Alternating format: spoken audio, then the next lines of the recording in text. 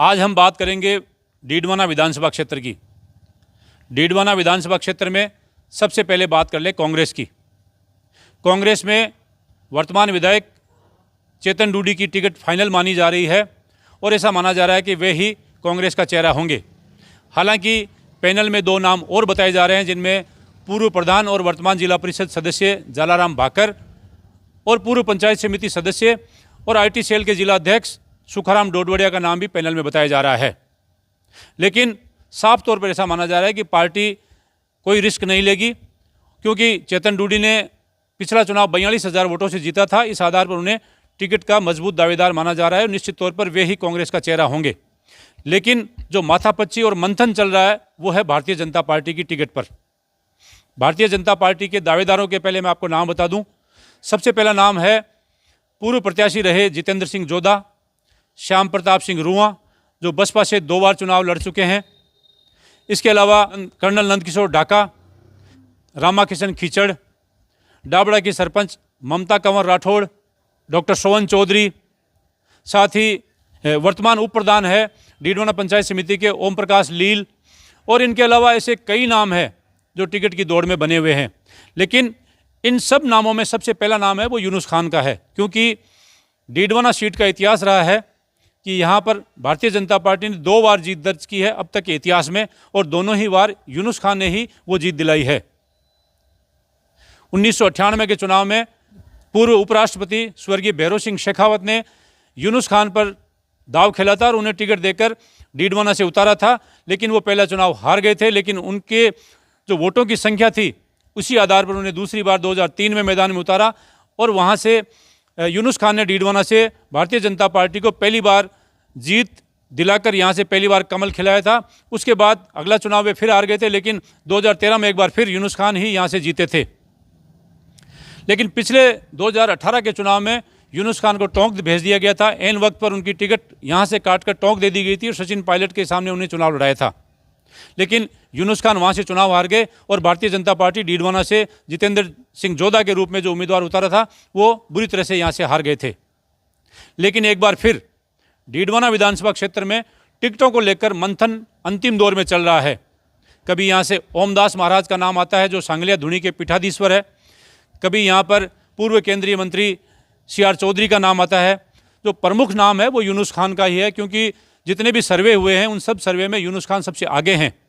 और यूनुस खान के बारे में ऐसा कहा जा रहा है कि वे अगर टिकट मिलती है तो जिताऊ चेहरे के रूप में डीडवाना से भारतीय जनता पार्टी को एक बार फिर जीत दिला सकते हैं। लेकिन उन टिकट कटने के पीछे सबसे जो प्रमुख कारण है वो है कि उनका नाम वसुंधरा राजे खेमे से आता है। भारतीय जनता पार्टी एक बार फिर मंथन कर रही है, क्योंकि ऐसा मानना है कि डीडवाना सीट का जो इतिहास रहा है उसमें अब तक कभी भी भारतीय जनता पार्टी ने यूनुस खान के अलावा यहाँ से जीत दर्ज नहीं की थी। और इसी एक बार फिर ऐसा माना जा रहा है कि यहाँ से कोई मुस्लिम ही इस सीट को जिता सकता है। और मुस्लिम में भी कायम खानी कम्युनिटी को ऐसा माना जाता है कि वे लिबरल होते हैं और सभी समाज में सामंजस्य बैठाने में सक्षम माना जाता है। और इन्हीं नामों में एक नाम उभर कर सामने आया जो पिछले 15 दिनों से चर्चाओं में चल रहा है, वो है सिकंदर खान धनखोली, जो राजीव गांधी कॉलेज चलाते हैं। मौलासर में उनका संस्थान है और वेल लर्नेड है, पढ़े लिखे हैं, MA MPhil है। साथ ही उनका एक डीडवाना में भी कोचिंग संस्थान चल रहा है।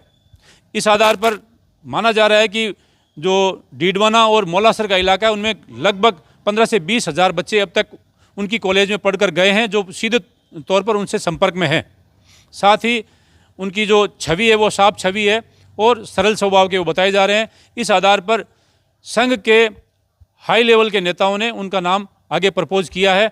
अब देखना है कि कहाँ तक उनका नाम आगे बढ़ता है, क्योंकि सिकंदर खान के बारे में एक बात और कही जा रही है कि उनको सांगलिया धुनी के पीठाधीश्वर है ओमदास जी महाराज, उनका भी आशीर्वाद प्राप्त है।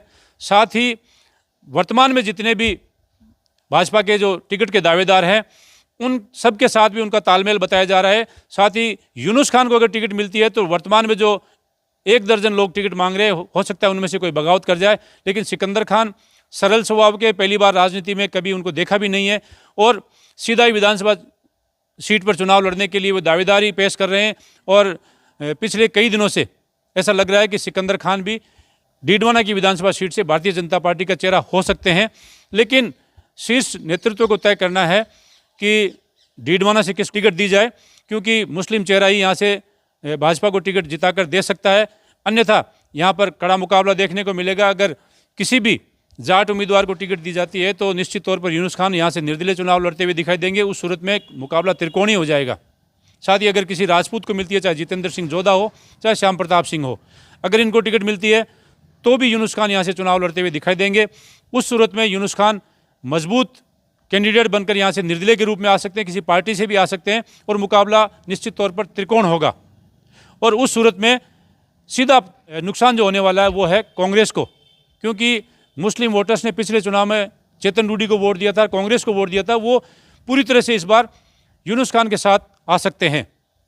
और ऐसी सभी संभावनाओं पर विराम लगाने के लिए जो नाम निकल के अब आ रहा है वो है सिकंदर खान धनखोली का, जो राजीव गांधी कॉलेज के संचालक है। अब देखना है कि पार्टी उन पर दाव खेलती है या नहीं खेलती है। वो टिकट वितरण और सूची जारी होने के बाद ही क्लियर होगा। लेकिन फिलहाल जो नाम चर्चाओं में चल रहा है वो सिकंदर खान का नाम चर्चाओं में जोरों पर है और संघनिष्ठ खेमे से उनका नाम आगे बढ़ाया गया है। अब देखते हैं कि संघ की कितनी चलती है टिकटों में, कितना वो पावरफुल है। अगर वास्तव में ऐसा है कि संघ ने इनका नाम आगे बढ़ाया है तो हो सकता है कि सिकंदर खान भी भारतीय जनता पार्टी की टिकट पर डीडवाना से चुनाव लड़ते हुए दिखाई दे सकते हैं। लेकिन आने वाले 2-3 दिन महत्वपूर्ण है और सूची भी जल्दी आने वाली है। दूसरी सूची में ऐसा माना जा रहा है कि आज या कल दूसरी सूची आ जाएगी, लेकिन उसमें डीडवाना का नाम नहीं होने की संभावना जताई जा रही है। उससे अगली सूची में हो सकता है कि डीडवाना का नाम आए और डीडवाना में भारतीय जनता पार्टी की टिकट को लेकर जो लोगों में एक जिज्ञासा है वो पूरे राजस्थान में देखी जा रही है। राजस्थान का हर व्यक्ति ये पूछता है कि डीडवाना से भारतीय जनता पार्टी क्या यूनुस खान को टिकट दे रही है, क्या यूनुस खान वहाँ से चुनाव लड़ेंगे, क्या यूनुस खान वहाँ से निर्दलीय मैदान में उतरेंगे, क्या यूनुस खान आरएलपी में जाएंगे। इन सब बातों पर लोग विचार कर रहे हैं, लोग जिज्ञासा उत्सुक हैं और लोगों को इस जानने की बहुत ज़्यादा इच्छा है कि डीडवाना से भारतीय जनता पार्टी का चेहरा कौन होंगे।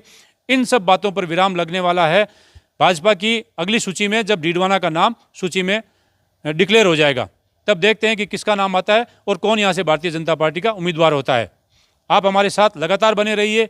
आपको हम हर राजनीतिक घटना से रूबरू कराते रहेंगे, हर बड़ी अपडेट से रूबरू कराते रहेंगे। लेकिन हम पूरा प्रयास करेंगे कि आपको जो घटना सच्ची है और जो वास्तव में सूची में नाम है उसी का नाम आपको बताया जाएगा। भ्रामक खबरों के आधार पर आपको किसी तरह गुमराह नहीं किया जाएगा। आप हमारे साथ लगातार बने रहिए। धन्यवाद। जय हिंद।